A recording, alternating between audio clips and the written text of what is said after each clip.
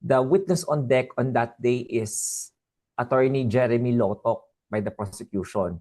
And on Tuesday, July 14, the witness on deck at the time will be OVP Chief of Staff Attorney Zuleika Lopez, based on the subpoena, the ad testificandum that was issued to her.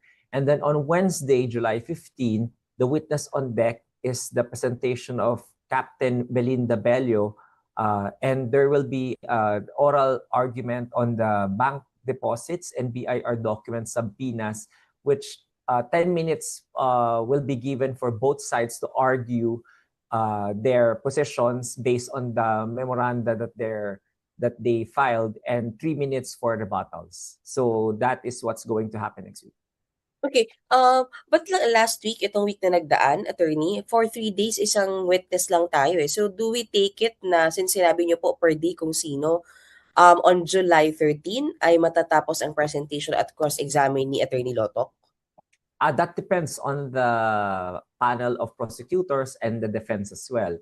Of course, that is just a schedule that is ideally proposed, but as you have seen with the first witness, NBI agent Kalilong, it took a little time for them to finish the presentation of their direct examination. So it might also be the same with Regional Director Attorney Lotok on Monday. So we expect siguro a long trial date on Monday, just to try to finish the direct examination, the cross-examination, the redirect examination, and the recross examination. So that's something that we can expect next week, attorney. Hindi na tayo matatapos ng mga 5:30 or 6. Mukhang talagang hanggang, anong latest po ng tapos natin possible po? Based on the time and motion studies that we did last 3 days of the impeachment trial, siguro mga 7 p.m. tayo matatapos sa mga ganyan. 7 to 8, swerte na tayong mga 6 o'clock. So wala pa rin pong kasiguraduhan pala, attorney, na kakayanin ang one witness matapos in one day. Depende pa rin sa dalawang kampo. Well, like with anything in this world, wala na certain. So, depende talaga yan doon sa bilis ng pagtatanong, bilis ng pagsagot, at yung bilis din nung proseso na mailatag nung prosecution yung kanyang ebidensya. Like in any court proceedings, at kahit naman kayo na nasa Senate beat kayo, kahit na schedule na agenda for the day sa plenaryo o sa komite, hindi naman talaga natatapos lagi-lagi yan, no? We will all endeavor to finish everything on schedule. However, there might be circumstances that will need to have the day extended or even continued the next day. Kasi ang mas mananaig talaga dito, sa ating mga kababayan is yung lumabas talaga yung katotohanan at fully mailabas yung ebidensyang dapat ilabas. Sige, isa pa po. Doon po kasi sa subpoena for kay Attorney Zulaika, sabi po July 13 and 14. Pero Yes. sabi niyo po si Jeremy Lotok po ang 13. So, Yes. tama po ba 14 lang namin inaasahan si Attorney Zulaika, hindi po sa Monday? Yes. Tama 'yon.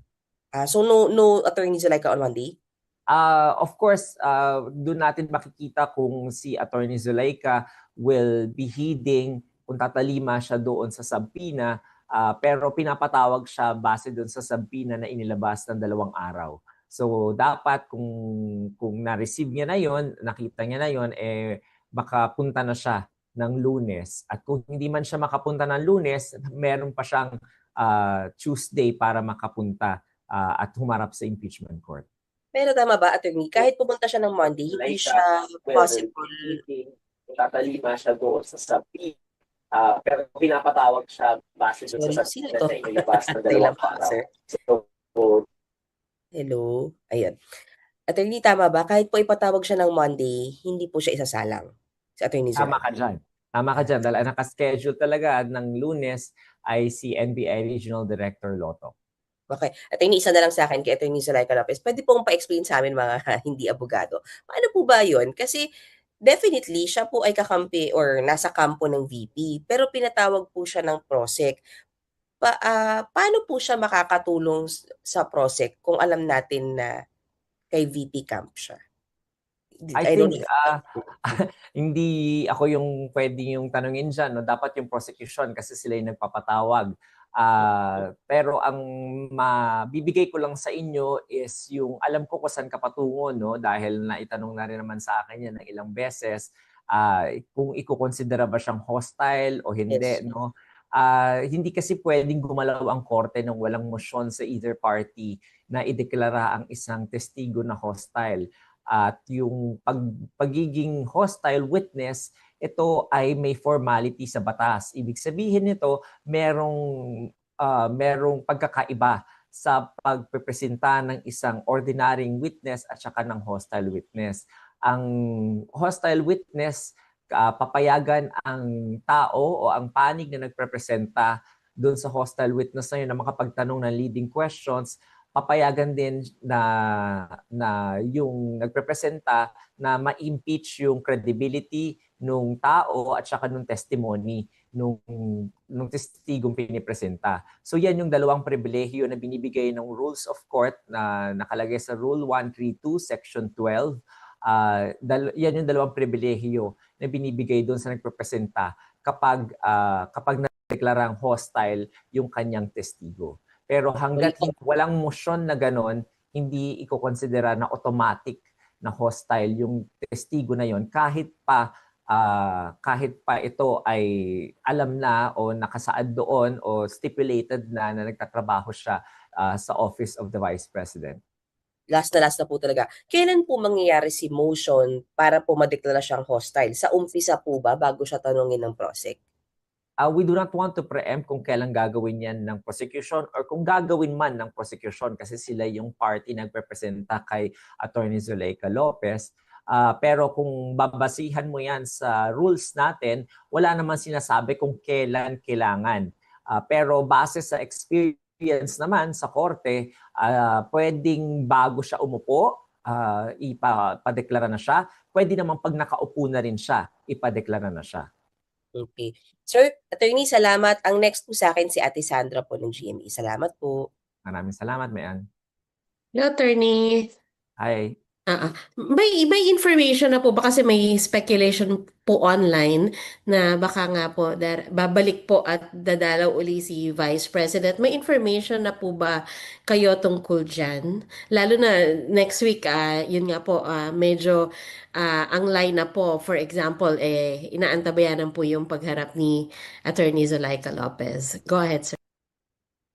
Sandra, doon sa pagpunta ni ni Respondent Vice President Duterte, araw-araw naman ini-expect ng Senado ang kanyang pagpunta. Dahil na rin karapatan niya yon bilang respondent doon sa impeachment trial. At kaya naman yung Senado, through the Office of the Senate Secretary, naghanda yan ng holding room talaga sa Vice Presidente to respect the office that she holds as well and the stature that she has in our system of government. So kaya laging nakahanda naman yung holding room para sa kanya, whether magpakita talaga siya o hindi. Hindi na namin i-expect yon na hindi siya magpapakita. Basta ang expectation, magpapakita siya. So laging handa po ang Senado sa darating na pagkakataong ganun. Attorney, can you tell us more about the planned oral arguments? Ano po exactly yung i-establish doon and when do we expect the resolution on that, sir? Doon sa oral arguments na yan yung ukol sa dalawang sampi ng pinapa-issue sa korte. Yun yung una, yung doon sa subpoena doon sa STECOM sa BIR Commissioner para i-produce yung mga income tax returns ni Respondent Duterte nung asawa niya na si Mans Carpio at yung mga 21 or 22 na business interest daw na konektado ang Vice Presidente at si Mr. Manscarpio. So pinapalabas po yan at pinapaproduce para sa korte at maging ebidensya ng prosekusyon. Ang pangalawa po ay yun namang subpoena duces tecum doon naman sa mga bangko na isinaad ng prosecution na merong daw bank accounts si respondent Sara Duterte at yung asawa niya. So pinapalabas din yon mula sa mga bangko, kaya naman bibigyan ng pagkakataon yung both parties na mai-argue nila yung kanilang mga posisyon. Siyempre yung prosecution gusto nilang ma-issue yung subpoena dahil karapatan daw yan, dahil exempted daw sa bank secrecy law, at yung paglalabas naman ng subpoena duces tecum at pagsunod ni BIR Commissioner doon, dapat daw exempted din yun. So, yun yung tatalakayin ng prosecution. Sa kabilang panig naman, sinasabi nila na hindi dapat labagin yung tax code, yung Section 270, na dahil wala naman daw utos mula sa palasyo na ilabas yung mga tax records na yon. Dahil yun lamang po yung exception doon. At saka yung nasa Section 70 po yata yon or Section 80 ng tax code din, na kapag in aid of legislation, pwedeng ilabas in executive session yung tax records na yon. Pero dahil hindi nga to in aid of legislation, magiging walang exception doon sa paglalabas na yon. Doon naman sa mga bank records, ang sinasabi naman doon ng depensa, ayon sa kanilang answer to at saka sa pre-trial brief, yung sinasaad ko lang sa inyo, ayon naman sa depensa, confidential din yun at hindi daw kasama yung mga panahon na hindi daw kasama dapat yung si Mr. Manscarpio sa pagpapalabas ng records na yun dahil hindi naman daw siya impeachable official, at saka yung mga dates daw na hinihingi ng prosecution ay prior to her, the Vice President, being in office as a Vice President, being an impeachable official. So masyado daw out of term na daw yun, in other words, na in violation of the Duterte versus House of Representative doctrine na inilabas ng Korte Suprema. So dahil magkaiba yung kanilang posisyon doon sa issues na yan, yun yung hinihingan sila ng memorandum na ipapasa nila sa Lunes para magkaroon ng advance na pag-aaral yung ating mga hukom, senator, judges doon sa mga posisyon na yon, dahil medyo magiging maganda yung magiging oral arguments at diskusyon sa Wednesday. So gusto naman natin na makapag-participate din yung senator, judges sa tamang pagpapasya kung papayagan bang ilabas yung mga subpoena na yon sa BIR at saka doon sa mga bangko. Attorney, can we expect po na yung presiding officer would consult the body at pwede kayang magkaroon ng botohan? Halimbawa, and when do you expect that to happen, sir? Ordinarily, Sandra, ang pagpapalabas ng subpoena, ordinarily under the rules of court, under Rule 21 ng Rules of Court, ito ay isang ex parte, no, or ex parte motion na hindi kailangan ng participation ng kabilang panig. Dahil ex parte to, tinatawag natin tong non-litigious motion. So usually i-issue lang yan. Kaya nga nung Lunes, last Monday, the impeachment court was actually ready to issue the subpoena already to the BIR commissioner and to the banks and to the Anti-Money Laundering Council. However, since it was manifested by Counsel for Prosecutor, House Panel of Prosecutor Jokno, na they actually amended their request for subpoena, kaya naman nagkaroon ng gantong delay sa pag-issue ng subpoena na yon, at hiningi naman ng depensa na makapag-comment sila. So kaya dahil sa agreement na yon ng both parties, kaya tayo magkakaroon ng gantong schedule ng memoranda at saka oral arguments. So technically, the presiding officer can already issue it just like what he would have done last Monday had it not been for the manifestation of House Prosecutor Jokno.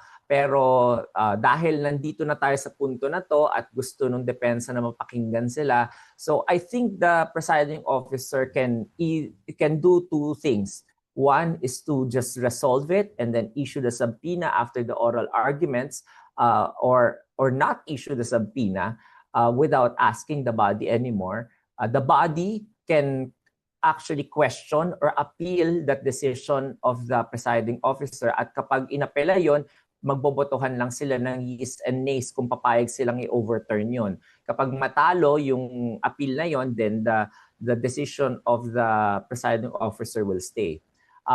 I don't think that the presiding officer is predisposed in throwing the question to the body. Medyo kasi, sinabi ko nga, ang nature talaga ng subpoena is a non-litigious and ex parte lang. So parang baka masayang yung oras kapag ibato pa ng presiding officer sa senator judges yung question na yun at sila ang bumoto by majority. So depende yan, no? Pero I am just saying the possibility yung mga mangyayari, and knowing the presiding officer is very erudite naman at saka maalam naman sa mga batas natin. I think he's more disposed of he's more in yung predisposition niya is to just issue the subpoena or not issue the subpoena even without the of the senator judges. Thank you, Attorney. Attorney, next po si Ate Nympha, kung nandyan po siya. Ate Nymphs. Hi, Nympha.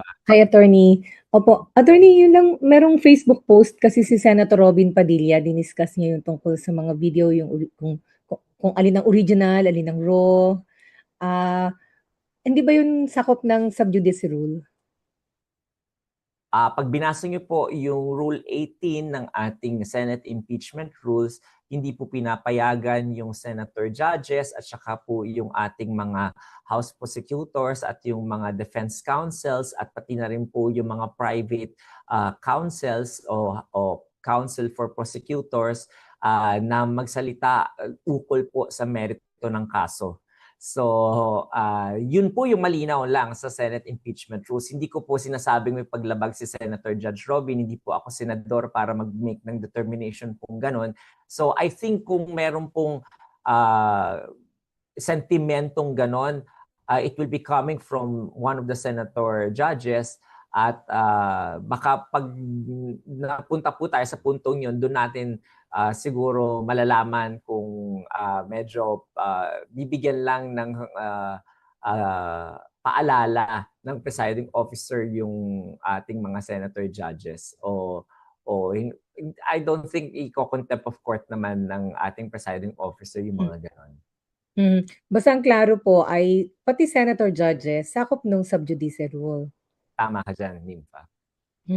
And then, yung pong mga senator... Actually, Nympha, mas covered sila. Kasi nga, alam naman nung gumawa ng Senate Impeachment Rules na this is going to be a political process, at dahil political process siya, yung mga politicians ng mga senador din ay maghahayag ng kanilang mga kuro-kuro ayon sa merito ng kaso. However, kapag ginawa kasi nila yon, ang magiging impresyon sa nangyayari na proceeding sa korte ay hindi na magiging patas. Parang kanya-kanya na lang pala sila. Meron na pala silang predisposed na mga biases at saka prejudice. So parang magiging parang baliwala na pala itong buong ginagawa na trial na to kung makitaan sila ng any impropriety or any semblance of bias or prejudice. Kaya pinag-iingatan po ng rules yun na magkaroon ng ganong impresyon po ang mga senator judges para yung ating publiko ay hindi mawalan po ng respeto at hindi mawalan ng kumpiyansa po sa magiging desisyon ng impeachment court at makita ito na isang fair at unbiased at impartial na isang tribunal po. Thank you, Attorney. And then, yung tungkol kay NBI Director Matibag, kasi minanifest po nung Wednesday, di ba, na ipatatawag siya, pero hindi sila nagre-request ng subpoena. Para lang po mas maintindihan din ng taong bayan, bakit merong ganong may pinapasabina, merong ipipresent na kahit walang sabina at nakaschedule po ba si Director Matibag next week? Ayon po sa manifestasyon ng prosecution, hindi pa po si Attorney Matibag next week nakasalang. Sabi nila nung last day nung hearing, sa next week pa daw siya nakasalang. Although doon po sa unang request po nila, hindi talaga nila sinama si Attorney Matibag doon.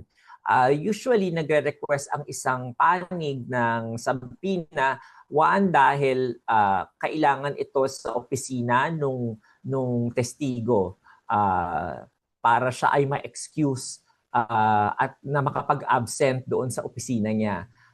Pangalawa, kapag yung testigo ay medyo may agam-agam sa pagpunta at hindi talaga o natatakot sa pagpunta, kinakailangan siyang pilitin o i-compel ng isang korte na papuntahin doon through compulsory process of subpoena ad testificandum. At pangatlo, kapag merong pangangailangan na sa legal processes para talagang walang excuse yung tao na yon na umattend, kaya nagpapa-issue ng subpoena. So kapag voluntary naman yan at nakausap mo na kagad at medyo wala naman siyang agam-agam sa pagpunta, medyo hindi na kinakailangan ng isang party na magpasabina ng testigo. And thank you, Attorney. So hindi siya kailangan ng mga 5-day notice or 3-day notice na ihaharap siya? Or the same rule applies? Na ilagay siya doon sa list of witnesses nung na ipinasa ng prosecution last Wednesday. Nag-file sila ng mga list of witnesses nila. At apat yung nilista nila at kasama doon si Attorney Matibag. Kaya nila sinabi yon na hindi iuupo this week si Attorney Matibag dahil nga naurong tayo ng isang witness which is si Attorney NBI Regional Director Lotok, di ba? So kung hindi tayo naurong ng isang araw na yan, doon sa tatlo na yon na minanifest nilang iuupo this week, kasama doon si Attorney Matibag. Pero dahil naurong nga, minanifest nila apat yung binigay nilang pangalan, pero minanifest nila in open court na sa next week pa si Attorney Matibag. Thank you po, Attorney. Thank you po. Daniel? Good morning po, Attorney. Sir, Good tanong ko lang morning. kasi may mga ilang legal expert na pumupuna, sinasabi masyado daw legalistic, masyado raw technical yung impeachment trial at parang sinasabi ng iba parang nahihirapan daw yung publiko na maintindihan. Paano nyo po i-address ito and magkakaroon po ba ng mga adjustment next week tungkol po dito, sir? The impeachment court is aware of those kinds of sentiments. However, we also have to ensure na tayo ay tumatalima doon sa rules. Yung rules of evidence natin at saka rules of court na supposedly applicable at saka yung ating Senate impeachment rules. So kahit gusto nating gawin na parang ordinaryong lang to, investigasyon na katulad ng mga napapanood natin, hindi po ganun kasi ang court processes. Napaka-formal po ng court process, kaya tayo bilang publiko sumisilip lang tayo sa gantong court process. So while they are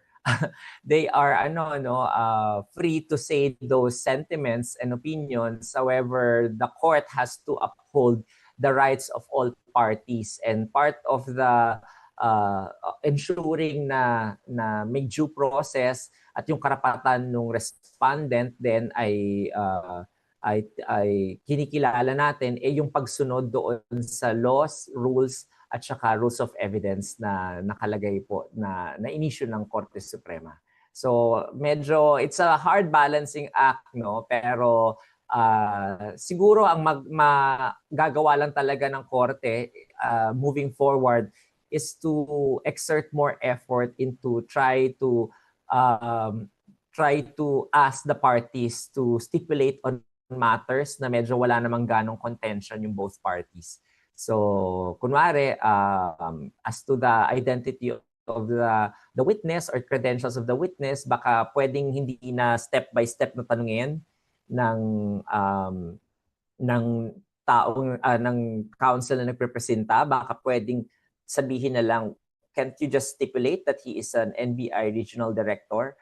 Tapos para ganon, na can't you just stipulate on his qualification na parang 10 years na siya na nasa NBI? Example lang yun, na in general ko lang sinasabi yun.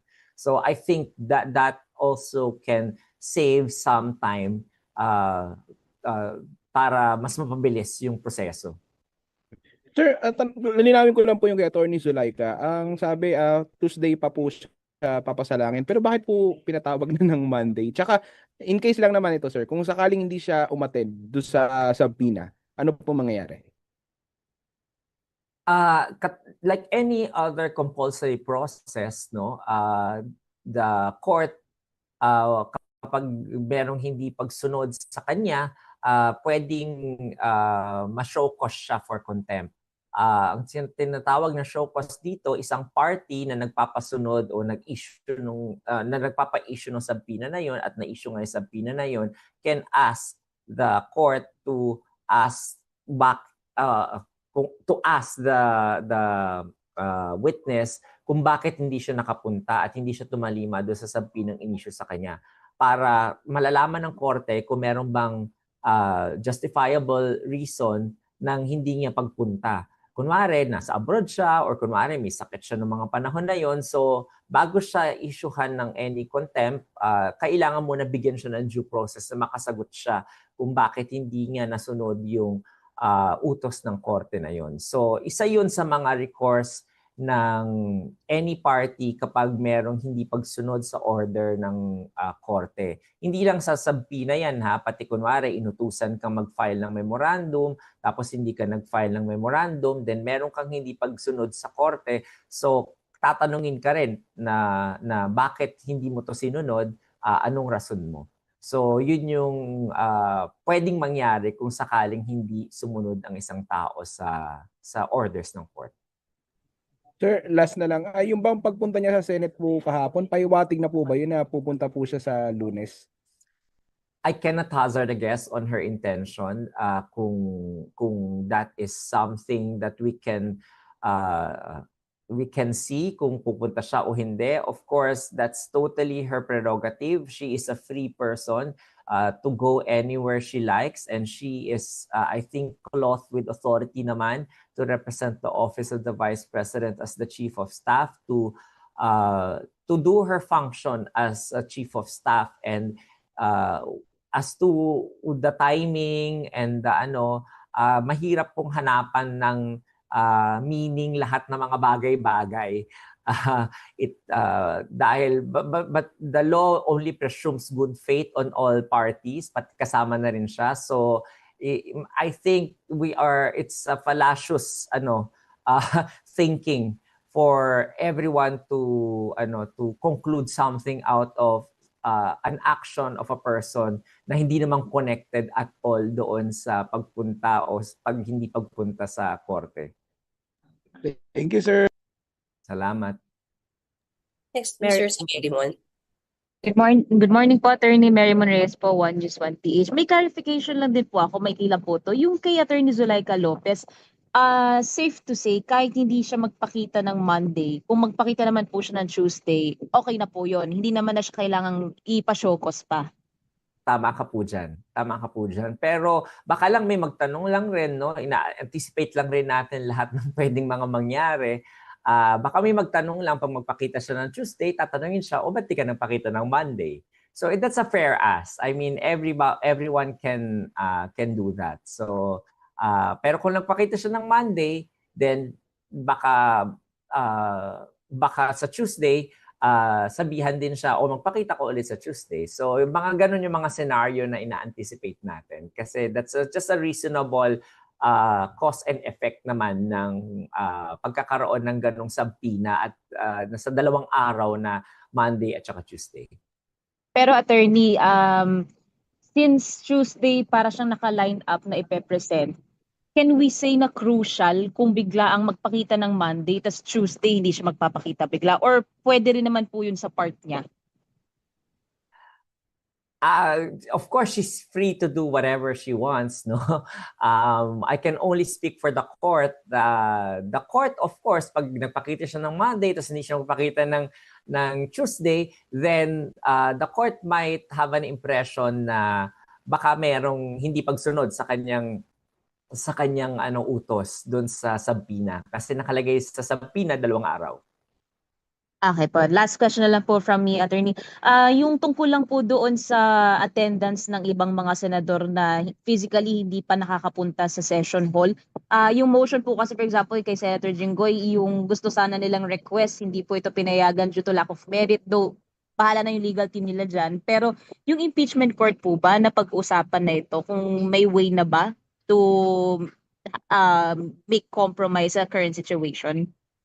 Wala pa akong advice regarding that. Katulad nung last update ko sa inyo, I think they are still in a bind how to go about it. Kung they will go about it. Pangalawa, how they will go about it. So, meron lang proposal from the minority senators na ganun nga ang moves dapat na gawin, na magliham sa Sandigang Bayan.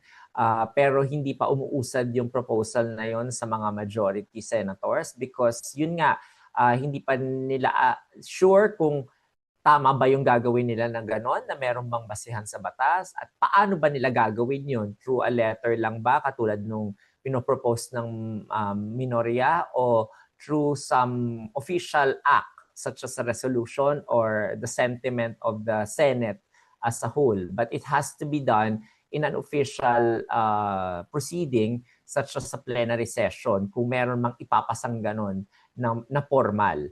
So, yun yung hindi pa nila napag-uusapan dahil I think, sabi ko nga sa inyo, no, medyo mabigat na ang paghahanda na sa mga darating pang trial dates. So, I think the senators are more concerned into studying. Kaming mga abogada, it took us 4 years to study the law.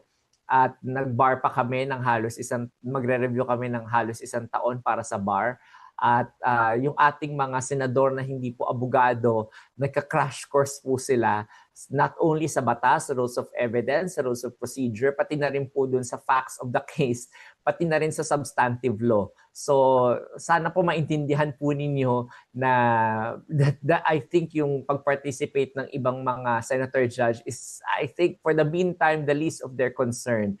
Kasi nga, for them, they just have to fulfill the task at hand na may time frame silang kailangan mag-perform as senator judges in a short span of time. So sana mas maintindihan ninyo yon na yun yung parang mas mas preferred nilang gawin kesa yung atupagin muna yung mga iba pang mga bagay. Thank you, Attorney. Salamat. Sorry, singit lang, bayan po ito bago lang maghana. Attorney, bakit nga ba sinasabi na si Attorney Zulaika ng Monday kung Tuesday pa pala siya pauupuin? Kasi yun yung request. Usually kasi kapag nagpapasabi na ka ng 2 araw na ganyan, kasi baka may conflict of schedule dun sa unang araw. So para meron pang pangalawang araw na assured ka na pinapapunta mo rin siya. Hindi masayang yung pagre-request mo ng sabina. So, hingi ka na ng mga 2 o 3 araw para sure ka na parang talagang pupunta yung pinapasabi ng mong testigo. Parang So, options yun lang lang. yun. Parang, parang ano lang yun. Just to be on the side of safety, I think the prosecution wanted to ensure lang na parang she will attend either or both days. Okay, thank you. Hana, okay ka, ikaw pa? Yes po. For clarity lang po dun sa question ni Marymon, i-follow up ko lang po yung pending motion ng minority, particularly si Sen Alan. Does that mean for now po tabled siya? Paano po ba matatawag yung ganong motion since meron ng decision yung Sandigan Bayan na hindi pasiputin itong si Senator Jinggoy? I think the presiding officer made it clear already that that matter is not for the impeachment court to decide. Impeachment court doon because hindi yun yung body na magte-take up nun. It has to be taken up by the Senate as a legislative body. So yun yung resolution ng presiding officer the last time when that issue was taken up.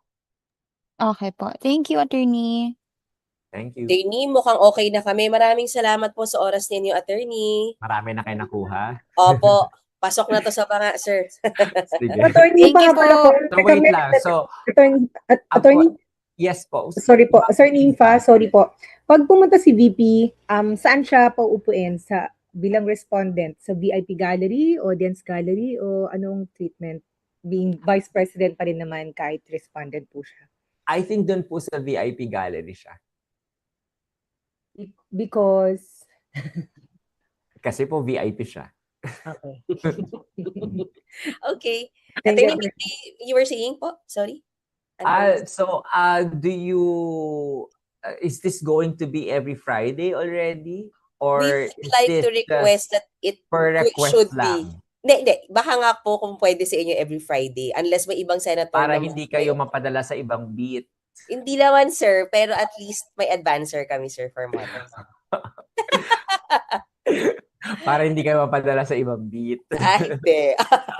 Sige, sir. Sir, every Friday, if it is okay with you po. Sige Move po. to strike daw yan. Move to strike. To strike off the record, sir. Off the record. Naging abogado na kayo, ha? Yan ang maganda dyan, eh. Diba? Thank you, attorney. Sige, Thank maraming you. salamat po. See you again Thank Monday, po. sir. Bye-bye, sir. Thank you Thank you. po.